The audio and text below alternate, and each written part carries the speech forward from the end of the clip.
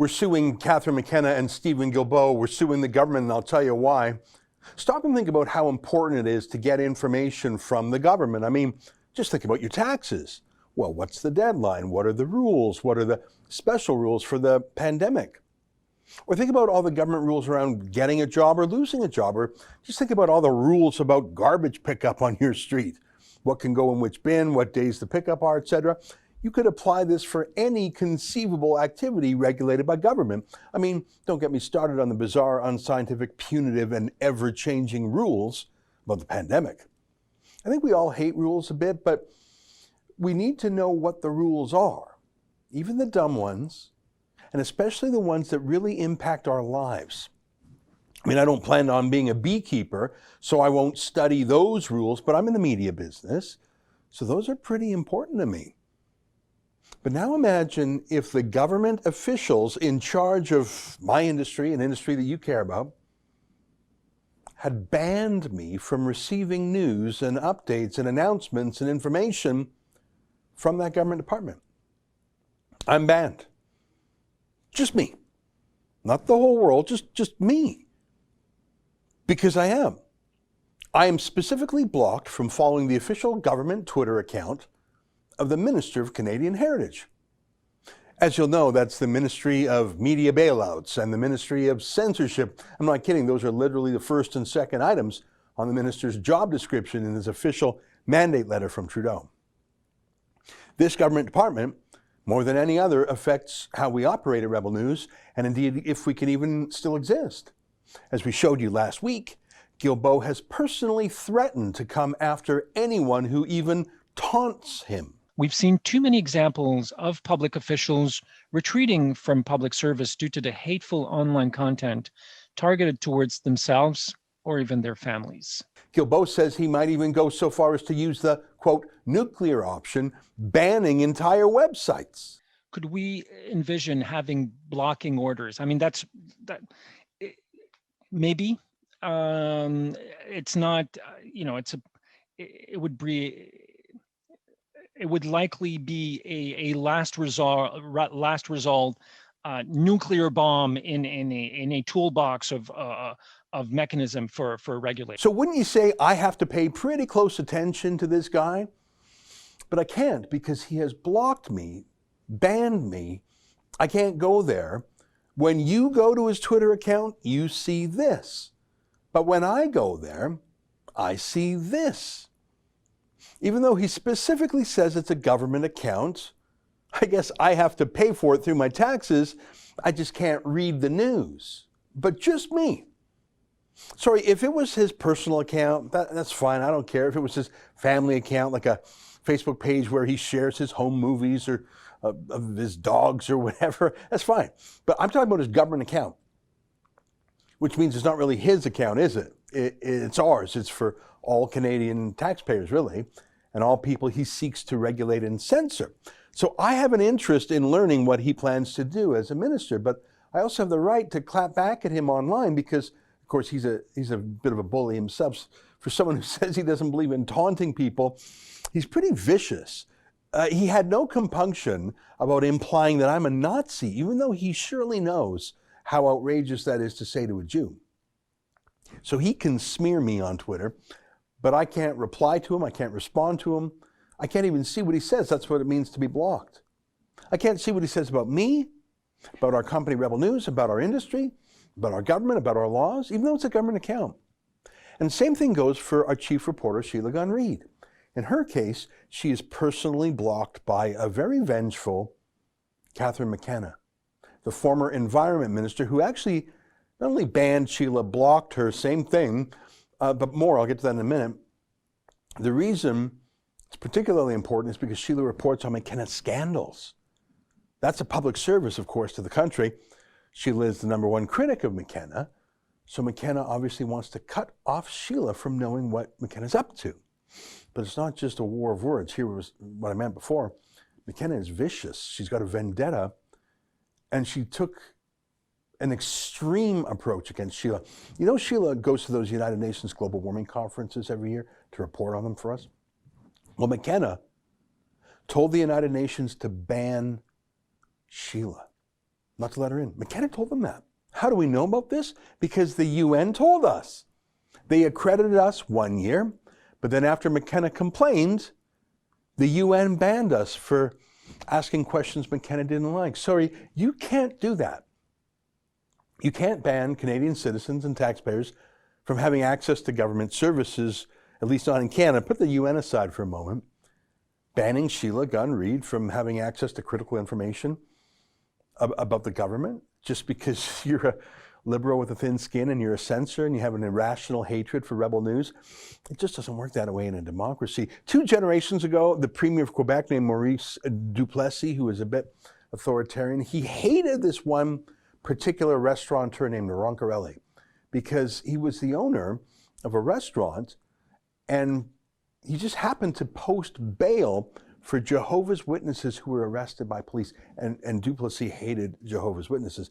And so he's really mad at this restaurant guy for posting bail. So he ordered that this restaurant lose its liquor license. So you can't do that. You can't run the government like it's your personal property, like you can use it for purposes of vengeance. You just can't. It's not legal. That went all the way to the Supreme Court. If Guilbeault or McKenna don't want to read what Sheila or I have to say, that's fine. You know, there's even a function on Twitter called mute, where we can still read them, but they don't have to read what we say. But they didn't use that because they actually want to suppress us, to hurt us, to ban us, like Duplessis did. Well, we're going to court. You can see our lawsuit in full at twitterlawsuit.ca. Let's go through a bit of it now. I want you to go read the whole thing at twitterlawsuit.ca, but you can see it here. Federal court between Rebel News Network, Ezra, Levant, and Sheila Gunn, applicants, and Canada, Stephen Guilbeault and Catherine McKenna, and the Attorney General of Canada, the respondents. That's how you style a lawsuit. And then right at the beginning of the lawsuit, here's our summary of what it's about. This is for the judge.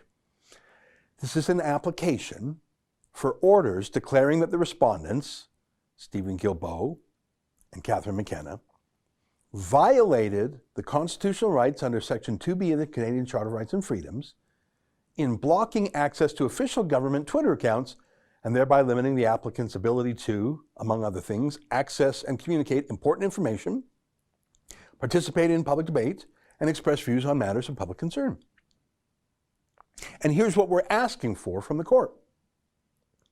The applicants make application for A, an order declaring that Guilbeault has violated the constitutional rights of the applicants, Rebel News and Ezra Levant, under Section 2B of the Charter, in blocking Mr. Levant's access to his official Twitter account, and thereby limiting Rebel News and Mr. Levant's ability to, among other things, access and communicate important information, participate in public debate, and express views on matter of public opinion. B, exact same thing for Sheila Gunn Reid, so I won't read through it, but it's the same language for Sheila, who was banned by Catherine McKenna. C, an order directing the respondents to unblock us from their official Twitter accounts and to refrain from further blocking for so long as they hold elected public office. That's important. I don't care what they do on their home accounts. D, the costs of this application, if opposed.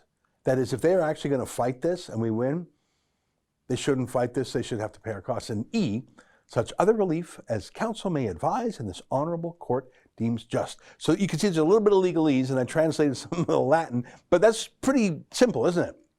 And then we explain who we are a little bit. I'll skip over that because you know who we are. And we explain Guilbeault a little bit. Let me read what we say about him.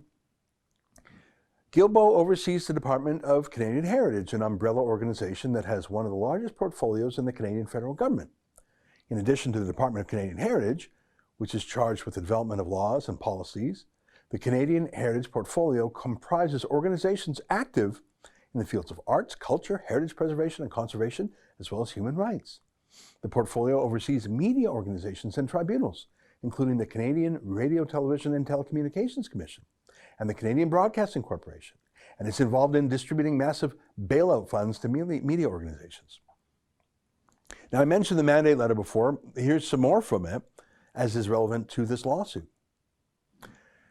The Prime Minister's 7/12/2019 mandate letter to Minister Guilbeault emphasizes the importance of Canada's media and Minister Guilbeault's engagement with same as follows.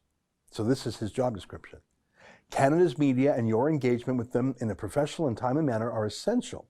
The Parliamentary Press Gallery, indeed all journalists in Canada and abroad, ask necessary questions and contribute in an important way to the democratic process. So that was his job description given to him by Trudeau. The Prime Minister's January 15th, 2021 mandate letter to Minister Guilbeault reiterated the importance of journalists in his role as follows. Now more than ever, Canadians are relying on journalists and journalism for accurate and timely news, especially in the face of concerning spread of misinformation. I expect you to foster a professional and respectful relationship with journalists to ensure that Canadians have the information they need to keep themselves and their families safe. 12. Minister Guilbeault has repeatedly emphasized his commitment to press freedom and the importance of media to Canada's democratic stability. So does he mean it? That's really what we're coming down to here. Or is it all just a lie? And here's why it's important to me. Here's a reason we have standing to sue, amongst others. Ready? Canadian media, including the applicants, are under the auspices of Minister Guilbeault, the cabinet minister responsible for the laws, regulations, and policies in respect to Canadian arts, culture, and press. We also note this. Minister Guilbeault has a long record of public animus towards the applicants. Yeah, you bet he does. He hates us. He called us Nazis. Then we talk a bit about Catherine McKenna. Same way. Minister McKenna is the Member of Parliament for Ottawa Centre, Ontario. Minister McKenna was appointed Minister of Environment and Climate Change in November 2015. And in November 2019 was appointed as Minister of Infrastructure and Communities, which is responsible for national infrastructure, working directly with provincial, territorial, and municipal governments, as well as Indigenous communities.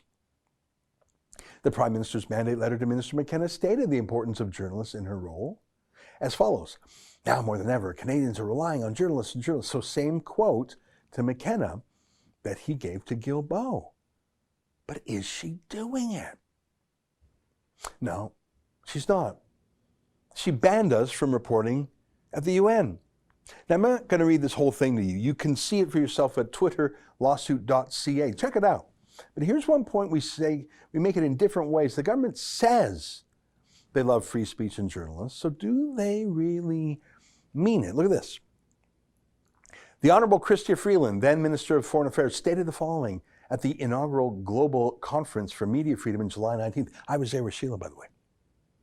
We need to defend our independent press, even and perhaps especially when it criticizes us. As a central institution of democracy, we need to fight for the open society against the closed one. We need to fight for the complexity of democratic truth rather than the beguiling simplicity of authoritarian rhetoric. That is what we have done at this conference and what we have committed to doing with our like-minded partners in the days ahead.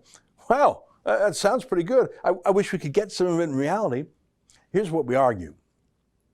Twitter is the modern public square, but they have banned us from it. Let me read just a little. I'm almost through it.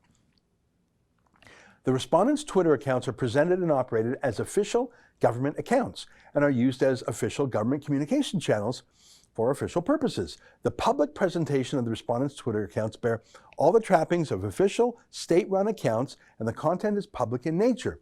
Content and interactions are carefully considered, developed, prepared, reviewed, and approved by government staff in consultation with the respondents. I like these 3 points. Let me just zip through them.